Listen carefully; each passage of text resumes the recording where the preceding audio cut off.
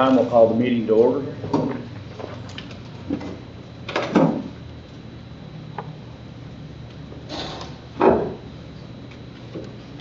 Roll call. Roll call. This action is taken by calling each board member's name with the board member answering present. Mr. Murray. Present. Mr. Selby. Present. Ms. Wilson. Present. Ms. Hickenbotham. Present. Mr. Kazook. Present. All board members present.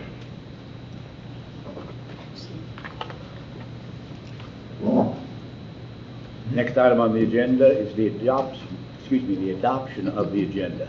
I don't have anything to recommend to add or to strike, either one. So if there's no changes or amendments, I recommend the agenda be approved as presented. I make a motion to approve the agenda. Second. I'll second. Vote. Mr. Murray. Yes. Mr. Selby. Yes. Ms. Wilson. Yes. Ms. Hickenbotham. Yes. Mr. Kazook. Yes. Who made that? Brendan. Okay, I'm sorry. Enjoy second. Yes.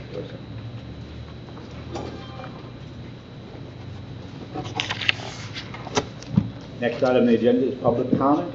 I do. I have board members giving you all a list of the important upcoming dates, and I will just review those just real quickly.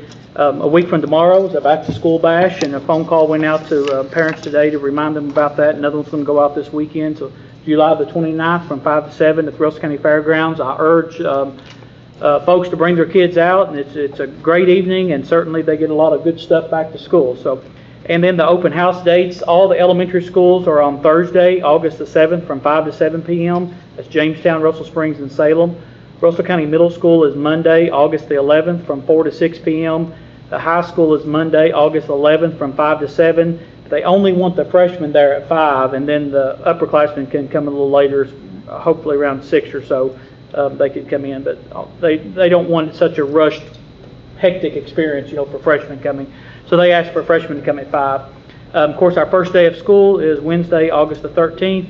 And I do have a note on here. Besides Monday, September 15th being Mr. Murray's birthday, it's also Middle Cumberland Region meeting that we have. And we never know those dates. They're not set when we do the calendar, but maybe it's going to start falling always on that third Monday. So typically, that school board meeting is canceled so we can attend that regional meeting and we can address that at a later date, but just be mindful of those dates. And then I've given you a hard copy. I know you've had the calendar before, but attach both of those with that.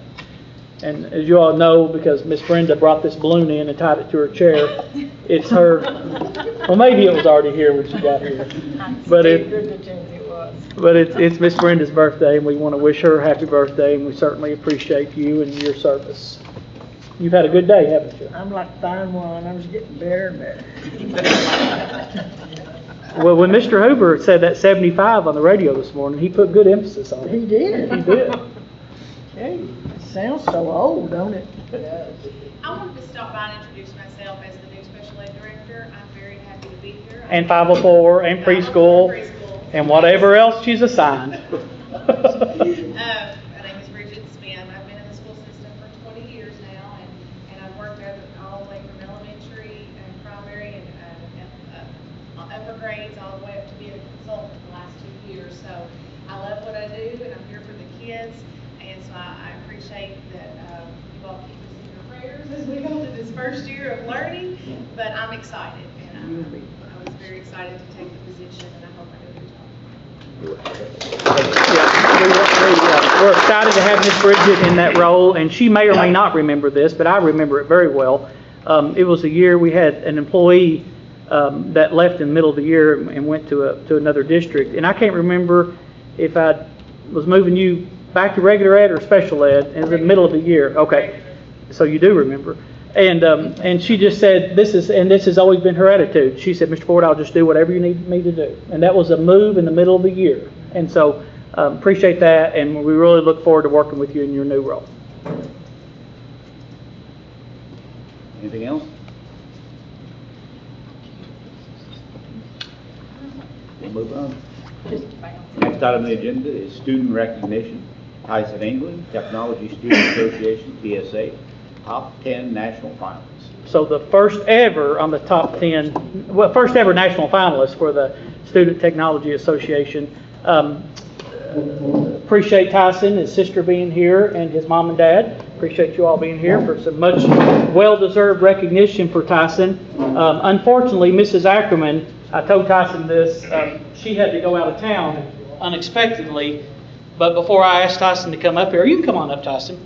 I'll read these words that Mrs. Ackerman asked me to share about you. She's been so complimentary of you, and as I told you before, she told me that you just, whatever, she can't keep enough going for you because you mastered it already. Yep. So Mrs. Ackerman said, Tyson placed in the top 10 at the National TSA competition, an impressive achievements considering only 2 students per state are allowed to compete. So 2 per state even make it to that level, and Tyson was there. Tyson can attest to the rigor of the competition, and you're going to talk a little bit about the competition, right? He was sitting among students who were already using CAD in a professional capacity. Locally, Tyson earned one of the highest Fusion 360. You've already maxed out on that. You're done with that. Yes. That's what I thought. Fusion 360 industry certificate scores this past year. Despite having less than a year of exposure, Tyson has already outpaced the in-house curriculum and now has me searching for more advanced resources. That's every teacher's dream. That's what we want. His natural aptitude and drive stand out. I imagine we will see great things from Tyson. Hats off to you. Remarkable job. And so I will shake your hand. Yeah, absolutely. And then, so talk to us a little bit about the class and what that class is about, but then the student organization and the competition. And I also want to say this first. It's a great opportunity to say thank you to our legislators. Because that money that they have given for these high school CTE, career technical education programs in the past 2 budget cycles have really afforded us to ramp up that. Ms. Reed is shaking her head. She's over those programs, but it's really afforded the district. We don't have those funds to purchase the equipment, send the kids to national competition. We've never got to do that stuff before, and it's just been fabulous. And it's hats off to Senator Gardler and Representative Branscombe and our whole legislature for really supporting that investment in CTE courses. So Tyson, tell us what Student Technology Association is all about and what you do in that engineering pathway and then the competition. All right.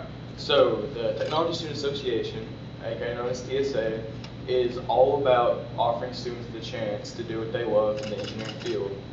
Whether it be video game design, board game design, or as I personally love, computer-aided design, it gives everybody a chance to do exactly what they love. Now, I'll go and talk about the classes that offered me this opportunity. So, coming into freshman year of high school, I was curious about what I wanted to do. And so, I set my mind on the engineering pathway. Now, let me interrupt you. I failed to mention, he's just a sophomore, getting ready to be a junior. And it's not like a senior that's done going off to college and got a national. I'm sorry. All right, so I'll start from the beginning. So, Thanks, Tyson. So I came into freshman year wondering what I wanted to do. I was very curious about what this school had to offer, but I couldn't have asked for a better opportunity than my engineering class through Miss Ackerman. Through her class, I took Engineering 1, Engineering 2, Mechanical Engineering, and Robotics. And I was first exposed to Fusion 360 through Engineering 1 and 2. Now, it wasn't much. It was kind of just beginner level stuff, you know. I'd model a little thing here and there just to get the basics of it. But I came off as a natural to it. It just came naturally to me. I could understand it well, and I practiced well with it. And so going on into my mechanical engineering class, that's when I really got a feel for it. In that class, what we did was, it was mainly modeling and making stuff for it. Say, like, are you guys aware of Iron Man at all? So I modeled his arc reactor in his chest as a lamp for one of our assignments. That was something I really loved about that class. But through that class, I became certified through Autodesk Fusion 360. And so this year, I gave a chance at competing. Now, I didn't know exactly when I wanted to do it first, but once I learned that they offered computer-aided design engineering challenges through TSA, I said, why not give it a shot? So I started off at the regional level, nothing big. And as I went there, I said, hey, this is actually pretty good. I can get used to this. And so I went there, you know, expecting the worst, hoping the best, but I came out first place. And so that came off as a shock to me. And so that made me qualified to go to the state level. In that state, there were a lot of people there. We're talking like maybe, I don't know, 60 and above, just with me alone. Because they put me in a room with, in the front was CAD engineering and architect, and like all the way back is CAD architecture. Props to whoever could do that. But anyways, so they sit you down in the room. Let me not get sidetracked here. So at state, I didn't exactly place, but I was afforded the opportunity to go to nationals.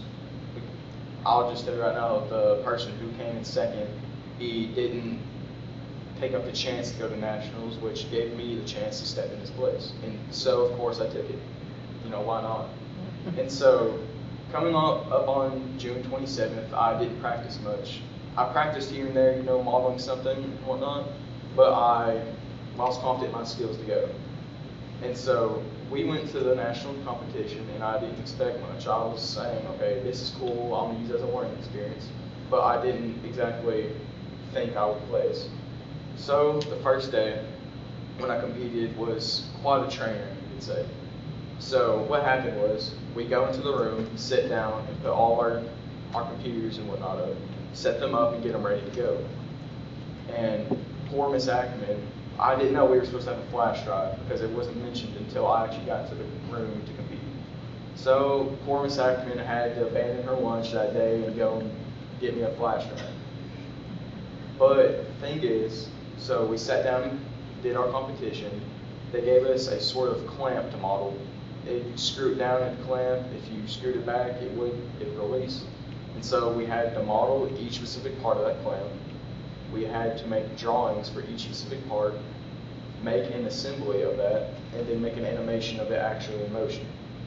And so I got all the parts and their drawings done, but I was a bit crunched on time because I was stressing, okay, should I get the animation done? Should I get the assembly? Should I focus on the drawings first? And so I was not coordinated at all during that first competition. So after everything was said and done, they made a complete mistake. They let people go out of the room with their computers without using the flash drive. And they were going to interview us based off what was on those computers.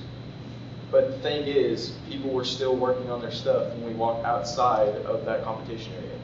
That's a big mistake on their part. So once the judges realized what was going on, they called off all the interviews and told us to come meet back in an hour. And so naturally, all of us were confused. We're like, okay, so what's going on? Why did they cancel this? Just general confusion. But we had a general idea because we did see some of our fellow competitors going and working on their stuff outside of the competition area. So an hour later, we all come back into that room, and we're absolutely clueless on what's going to happen. But the judges run us down, and they told us, we are aware that some students may have had an unfair advantage over others, which I would believe is a polite way of saying that we know something cheated. So they asked, by a show of hands, who wants to make this fair for everybody? And all hands shot in the air, including mine. And so what they did was they actually gave us a second chance to do it over again. But this time they actually used our flash drive and made us turn it in to judge. Off base was off that, so they couldn't change anything after the fact. And so the thing was, the prompt they gave us for that was quite confusing. It was unlike anything we'd done before. Because instead of labeling out every single individual part, what they did was they had it all put into one drawing, and all the measurements were jumbled together. And instead of using numbers, they had letters that went to a rubric at the bottom of the page. And the thing of those measurements was that some were contradictory, some were straight up missing, or just didn't work.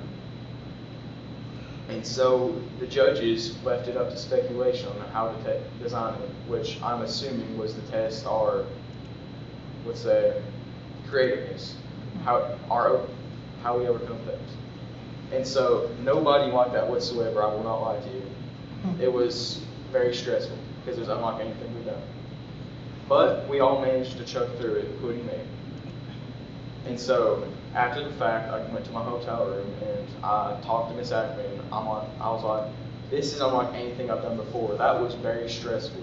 And she agreed that was nothing like she'd ever saw before. Because all the practice she gave us, well, actually just me, all the practice she gave me was like what we did the first challenge. Actually planned out, you could see everything, and it all made sense. So I'll wait till the next day to do my interview. And that was the first time I've done an actual professional interview, I will not lie to you. And I was very stressed on what I was going to say and what I was going to do, you know? But I talked to some of my fellow competitors for about an hour and a half beforehand, trying to encourage them, enlighten them, tell them a thing or two I would try and do. And so after that hour and a half, it was my turn to go. And so I went into that room and I shook the judge's hand, said, "Hello, my name is Tyson England. How are you? It's nice to meet you." And so I sat down with my computer. Of course, they had already seen what was on my drive, so it's not like I changed anything. And so I sat down with my computer and I opened Fusion 360. And I got all my individual parts and drawings out in my assembly and total. And I walked her through the steps on how I did it and why I did it, you know, as you would do. And so after that was done, I didn't think it was that bad, and I was honestly not expecting the place. And so, let's see. So I went home not expecting anything, but about the day after I got back, Miss Ackman got back to me and sent me a screenshot of the scorings, and I had actually placed 10. And I was absolutely amazed because I was not expecting that.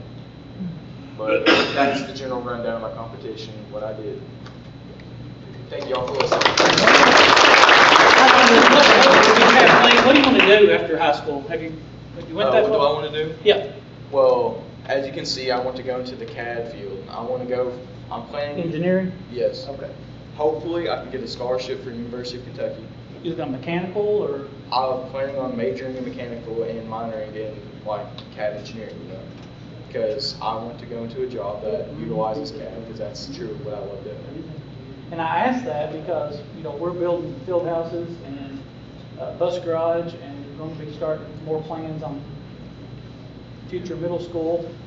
Some of these construction meetings, when we have engineers and mechanical people and have all those plans laid out and stuff, I'll invite you to some of those progress meetings. I'd be more than delighted to. All right. So we have a certificate to present to you. Certificate of recognition awarded to Tyson England, Technology Student Association, top 10 finalists, awarded this 21st day of July 2025. Russell County Board of Education, signed by myself and our board chair, Mr. Guzzo. Congratulations.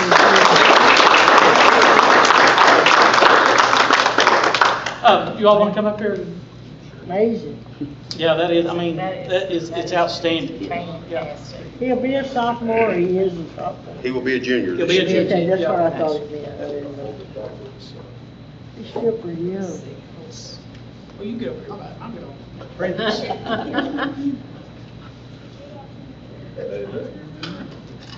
Okay, on three, please.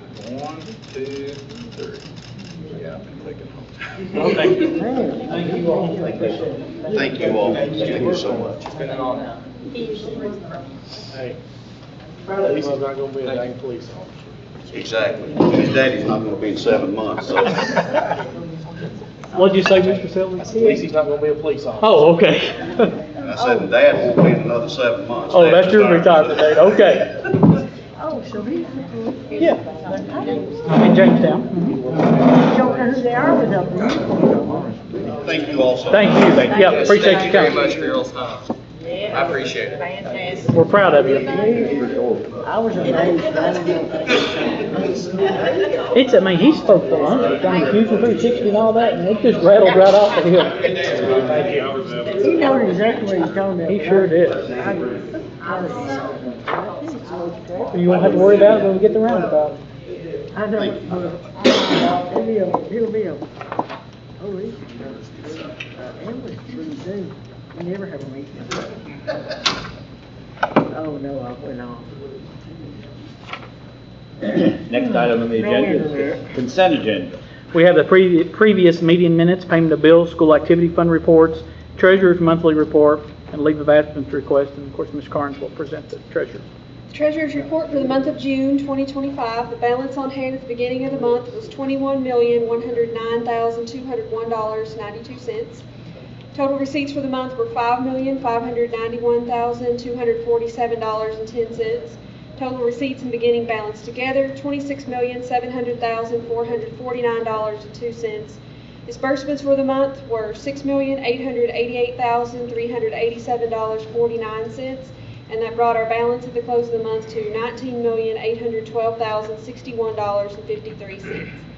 In fund balances, in the general fund, Fund 1, $7,994,274.65. Special projects, Fund 2, $925,790.07. District activity, Fund 21, $47,631.60. Capital outlay, Fund 310, $270,022. FSPK building fund, Fund 320, $1,495,276.14. Construction, Fund 360, $8,650,404.29.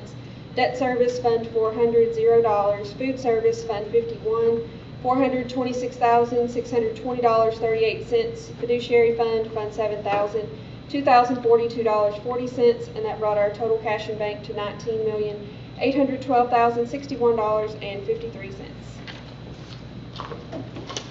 Thank you, Ms. Carnes. There are no corrections or amendments. I recommend approval of the consent agenda items. Is there a motion, Mr. Byrne? Second. Second. Selby. Vote. Mr. Murray, Yes. Mr. Selby, Yes. Ms. Wilson, Yes.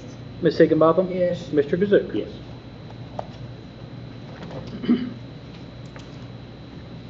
Next item on the agenda is 2025-2026 Student Code of Acceptable Behavior and Discipline. Okay, this time of the year, we do a lot of routine things that are covered, kind of starting in June, July, and our August school board meetings that you see every year, and this is one of those. It's the updated Student Code of Acceptable Behavior and Discipline, and it is by statute that the board approves this each year, KRS 158.148. The board shall adopt a student code of acceptable behavior and discipline based on statewide student discipline guidelines provided by the Kentucky Department of Education, shall be posted at each school, referenced in all the handbooks, and provided to school employees, parents, and legal guardians. As in your board packet, a lot of it is the same. It's not changed. All the highlights, if it's a highlighted item, then it's been changed. And it can be as anything from, Mr. Grubbs is our new assistant principal at the high school, noting that. I'm just going to go through some of them. To the notice to the parents and guardians regarding the moment of silence or reflection. You'll see a lot of school year changes to where that's literally all that was prior to that year. It was the 24-25 school year. This one is the 25-26 school year. Going on over on page 27, it notes about the changes on student medication guidelines, who's allowed to bring that, original containers, signed doctor statements, all those things like that. And again, I know you all have all this. On the acceptable use and code of conduct on page 30, the updated that in reference to the updates from the statutes applicable to updating our student acceptable use policy. The traceable communications, that notification, the definitions of all of that's incorporated in the policy, outlined by the statute, is now part of our code of conduct book.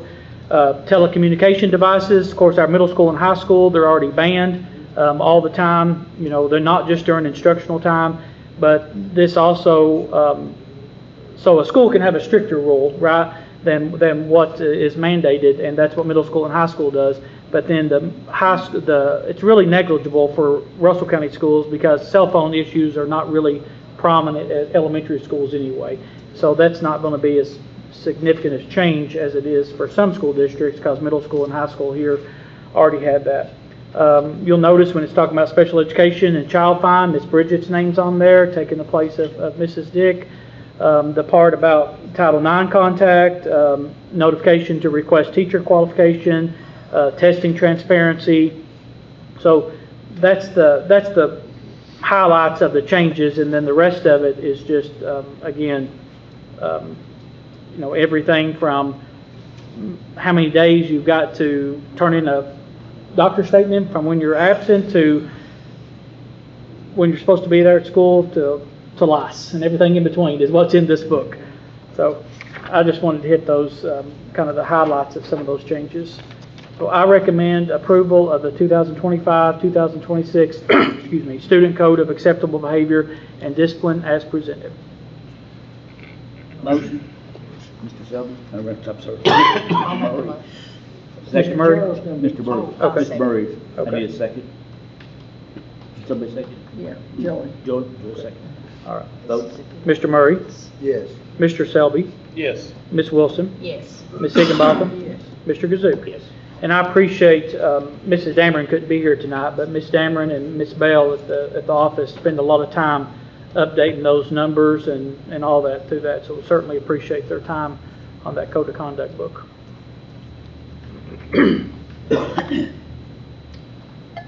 Next item on the agenda is extended leave substitute teacher compensation. If you all recall, when we passed the 2025-2026 salary schedules, I told you that we'd be bringing back to the board some kind of plan for teachers, substitute teachers, when they cover an extended leave. As I noticed then, or I think I noted then, it's a lot different if I'm there and Zach Oakes is the primary teacher and he misses one day. Zach's going to have my lesson plans laid out for me. I'm going to walk in there and I'm going to do exactly what he's got laid out. But if I'm covering a leave, at some point it's turned over to me and I plan the instruction, I show up for bus duty, I execute all the full responsibilities of the teacher. And it's great. We know those are great. Before I even talk about this, it's our intent is to hopefully recruit some additional maybe teachers that have retired and says, I don't want to sub every day, but hey, if I'm in the same spot and it's pretty decent compensation, I'll sub. Then if they sub and take a leave, that frees up more subs for us, in regular spot. But, teaching's hard enough. Substitute teachers do a great service for us. And what we're proposing, Ms. Carnes and I have worked on this, and I've shared it with the principals, spoke to some of them individually, and they really think that this is good. It's kind of all over the place what a lot of districts do. What a lot of districts don't do is what we have been doing. There's hardly any districts that don't increase the pay for substitute teachers when you've been there for a length of time. So our current substitute teacher salary schedule as follows: is rank 1, $125 a day, rank 2 is $120, rank 3 is $115, and rank 4 is $110, and that is emergency teacher certification. So you have college hours to substitute, but you do not yet hold a teaching degree. So this is what we're proposing. For substitute teachers covering a teacher on an extended leave, I propose that the rate of pay be twice the normal daily substitute rate based on the substitute teacher's rank beginning on the 11th consecutive day in the same assignment. So when teachers, and I've noted here again, when substitutes cover extended leaves, they take on the full responsibility of the regular teacher, lesson planning, grading, parent communication, and other professional duties. So this would be an example. A 4th grade teacher goes on a maternity leave and a retired rank 1 teacher agrees to cover the position. Beginning on the 11th consecutive day in that specific role, the substitute's daily wage would increase to $250, which reflects double the regular $125 rate. So some districts had 20, some of them had 30. It was just, some had 10, some had 50. It's just literally all over the place. But we thought 10 days you serve, and then on your 11th day, and you're going to be in that position. So that's not, that's not, I'm covering 3 days for Mr. Murray, and I'm covering 2 days here, and then I add up. It has to be that I'm in that particular class, and on my 11th day, then we're going to compensate them some additional dollars. Great idea. And I know it's provided more equitable wage for long-term substitute teachers and support the recruitment and retention of high-quality substitute staff for extended leave situations. It's tough. It's tough to find substitutes. You all know that. But then even to do a long-term leave is tough. But I've talked to people, and since this just kind of batted this idea around, and I have one current employee tell me, he said, Mr. Ford, when I retire here in a few years, I don't want to sub. But if you all were still doing that, I'd come back and do a leave for you, and she said that would be, that, I would enjoy doing that and get some decent compensation. So, I think if, Ms. Reed, did you have anything to say? I mean, it's, yeah, I think it will help. Attract people. Yeah. So I hope some folks that have retired and said, hey, I'm not going to sub for you every day and bounce around from school to school or grade to grade, but if I could stay in one spot and get a pretty decent compensation, and at the end of the day, it's going to help our kids. Because when that teacher's gone, a substitute teacher's filling that capacity, it's a big responsibility. And we need quality people that's willing to do that for us, and they need to be adequately compensated. So, any questions or comments? It's a wonderful idea. You should have done it. Long time ago? Yeah. Yeah, I agree. Times are different, for sure. But we've worked, and Ms. Carnes and I kind of batted around this, and we feel really good about this 11th day time to start. So I recommend approval of the extended leave substitute teacher compensation as presented. I'll make the motion. Second, you would. Vote. Mr. Murray, Yes. Mr. Selby, Yes. Ms. Wilson, Yes. Mrs. Hickenbotham, Yes. Mr. Kazook. Yes. All right, thank you all. I think that's going to be very positive for us. It will.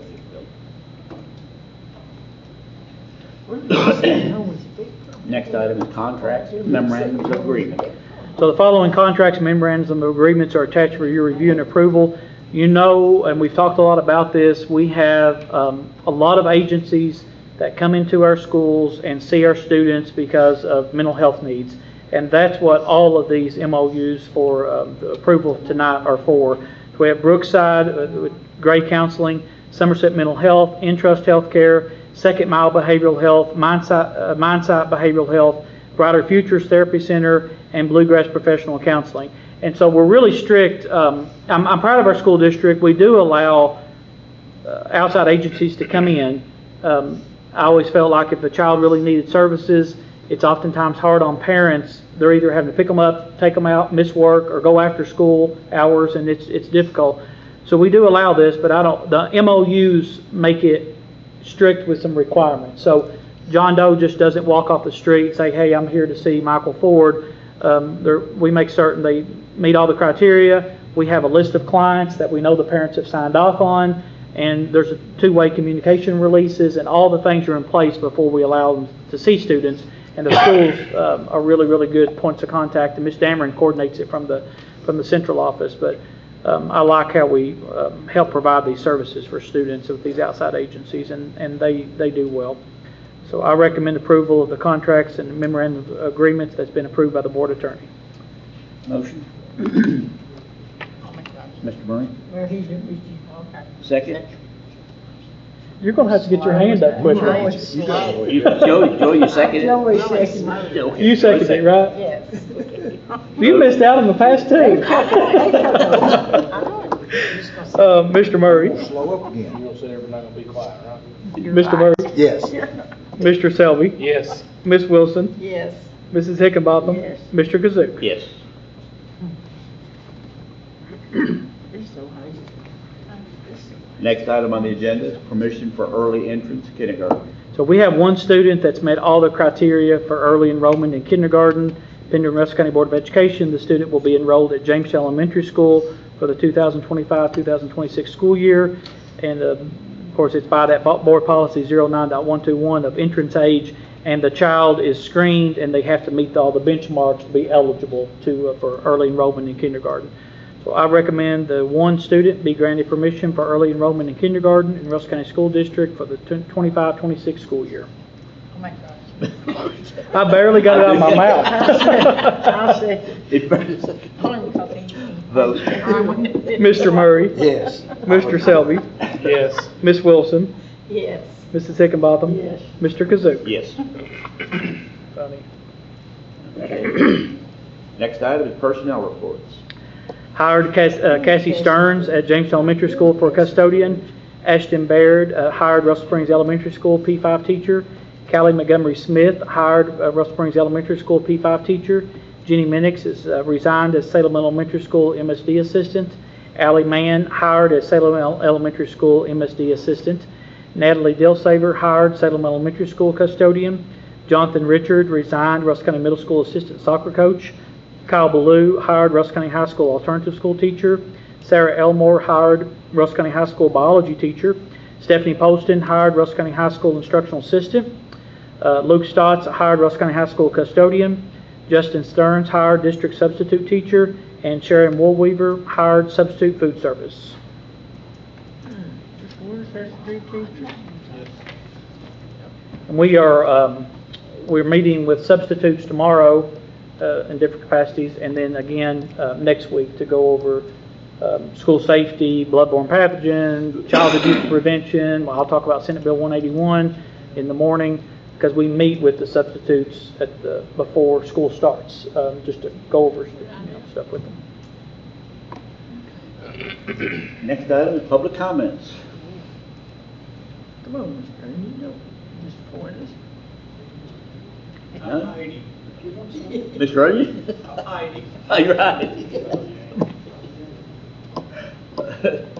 If not, Brendan? I make a motion to adjourn. Second. I thought you All in favor? All in I thought you were favor. sleeping this time. Come on, Bill.